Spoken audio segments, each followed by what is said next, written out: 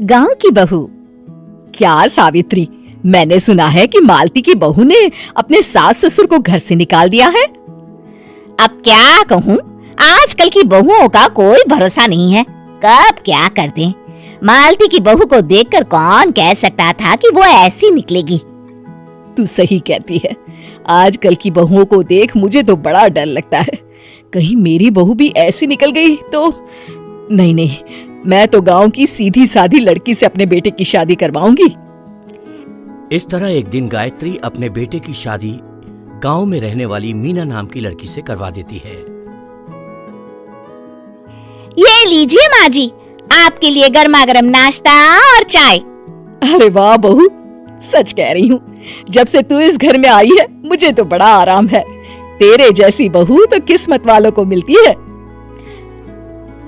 का माँ जी, अब इतनी भी तारीफ मत करिए ना।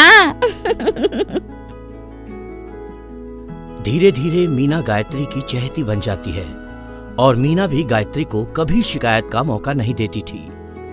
फिर एक दिन, ये ले बहू, आज मैं बाजार से तेरे लिए साड़ी लाई हूँ। साड़ी देखते ही मीना का मुंह लटक जाता है। का माँ जी, ये भी कोई साड़ी है?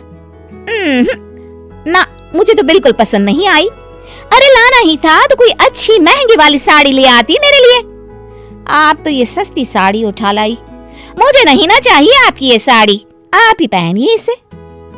अरे ये क्या बहू, तू तो आजकल कुछ ज्यादा ही नखरे दिखा रही है। मैं इतने प्यार से तेरे लिए साड़ी लेकर आई हूँ और तू है कि उल्टा मुझे ही दो बातें सुना रही है। अरे माँ जी, आप अपने लिए तो बड़ी डिजाइनदार और महंगी महंगी साड़ियाँ खरीदती हैं और मेरे लिए ये सस्ती साड़ी ले आई। आप समझती हैं कि मैं गांव से आई हूँ इसलिए मुझे कुछ नहीं पता। हाँ, अरे कुछ नहीं, तुझे शहर की हवा लग गई है बहू। इस तरह दोनों सास बहू में रोज किसी न किसी बात पर लड़ाइयां शुरू हो जाती थीं। एक दिन गायत्री अपनी कुछ सहेलियों को अपने घर चाय पर बुलाती है। अरे बहू, मेरी सहेलियों के लिए बढ़िया चाय नाश्ता तो बना दे। अरे माँ जी, अभी ना मेरे पास बिल्कुल भी समय नहीं है, मुझे ब्यूटी पार्लर जाना है। चाय नाश्ता आप ही बना लीजिए। हाँ, तू कब से ब्यूटी पार्लर जाने लगी है? शहर आए 2 दिन नहीं हुए और देखो महारानी के नखरे शुरू हो गए। बस भी करिए माँ जी, आपसे बहस करने के लिए मेरे पास ना बिल्कुल टाइम नहीं है। आपका क्या है, आप समझती हैं कि मैं गांव से आई हूँ तो मुझे कुछ नहीं आता और आप जो रोज रोज मुझसे मेहमान नवाजी करवाती रहती हैं नौकरानी की तरह। मीना के कमरे में जाते ही, अरे ये क्या गायत्री, तू तो अपनी बहू की बड़ी तारीफ कर रही थी, लेकिन ये तो तुझे कुछ समझती ही नहीं। भाई मुझे तो लग रहा था कि तेरी बहू गांव की है तो सीधी सादी होगी, लेकिन इसने तो शहरी बहुओं को भी मात कर दिया। हाँ। अपनी सहेलियों के सामने अपनी बेइज्जती होते देख गायत्री आग बबूला हो जाती है। अरे क्या शहर और क्या गांव, मेरी तो किस्मत ही फूटी थी जो मैं इसे बहू बना के ले आई। भगवान जाने आगे और क्या क्या करेगी। अब तो मुझे कुछ ठीक नहीं लगता। तू जरा संभल के रहना, कहीं मालती की तरह तेरा भी हाल बेहाल ना हो जाए। अच्छा, अब हम चलते हैं। अपनी सहेली की बातें सुनकर गायत्री थोड़ी घबरा जाती है।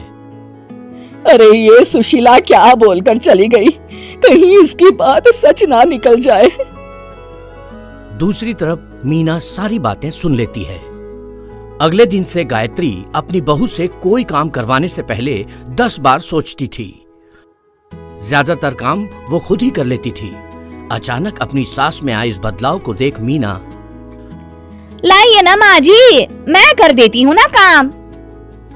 एक बात पूछूं माँ जी, आजकल ना आप बड़ी चुप चुप सी रहती हैं और अब मुझसे झगड़ना तो दूर, मुझसे खुल के बात तक नहीं करती आप।